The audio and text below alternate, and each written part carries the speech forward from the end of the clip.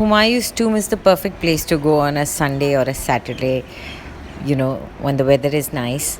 And right now it's pretty empty, so you can go there. And when you enter, the first thing you see is not the Humayun's tomb, it's actually Issa Khan's tomb. It's within the complex. And Issa Khan was a Nobel from Sher Shah Suri's court. And he was laid to rest in this premises only. This is his tomb. It's an octagonal tomb.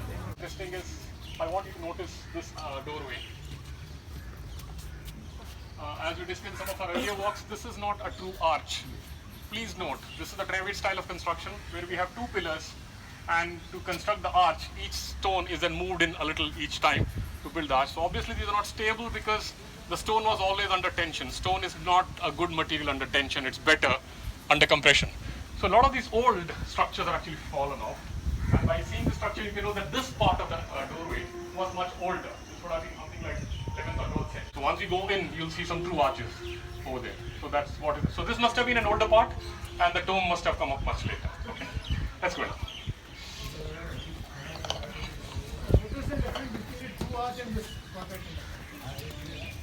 Yeah, the keystone thing, he'll show you inside what is the keystone.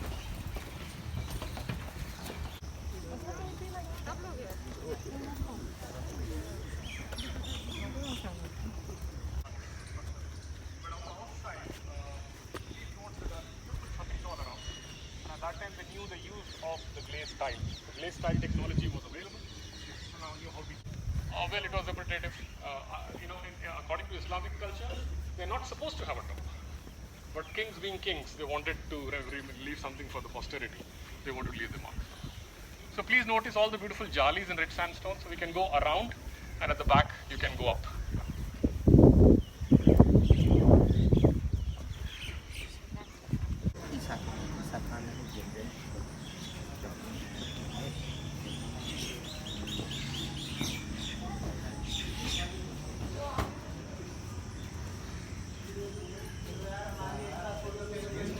Yeah, there was a time this door used to be open. You could go in and see the dome, and there is a little mehrab on one side where you can face that. And if you're facing that, you're facing Mecca.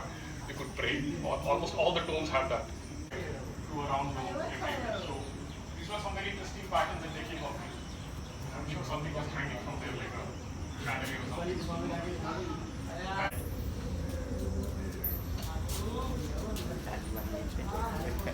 I will look from here. Sorry. You can you see?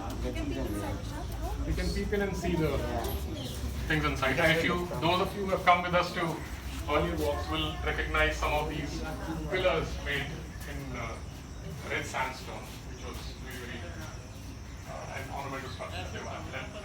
And if you see, as the square structure transits to a dome, you make this corner niches. Go around and take a look.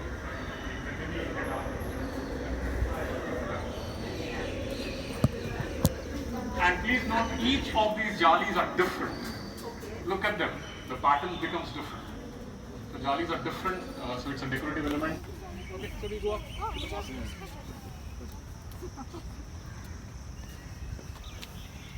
Also, please note that out here, true arches are built. So you'll have a true arch, you'll have a keystone, and the stones are all under compression, so they're going to last much, much longer. Now, once you face the mehrab, you're facing Mecca. And what's interesting is that you'll see a lot of amalgamation of few cultures in terms of symbols here. If you see, this is like an Itradar. Even now, in a smaller town, when you go to weddings, they sprinkle Itra on you from the Itradar. So it's an Itradar. And all these are ayats from Quran. Okay? And then, of course, the omnipresent lotus symbol everywhere. So this is what you'll find, red sandstone. Later they started adding white marble to it. So a lot of other nations will find white marble. So if you go to Purana Kila, you'll find the white marble.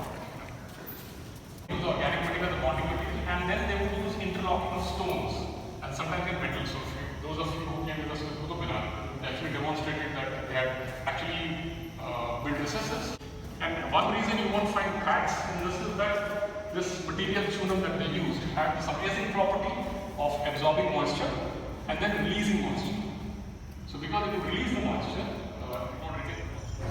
Most of the buildings inside the Humayun's tomb complex have been restored, and if you want to know more about it, you could check out the World Monuments Fund website, wmf.org. And if you want to join this heritage walk, you can contact Bayberry Adventures through Instagram or check their website, www.bayberryadventures.com. Where you see, this is the kind of construction you see. This is called the Rubble Masonry. Today you have, even they'll cut stones to the shape and then match them, etc., etc. No, they didn't do that.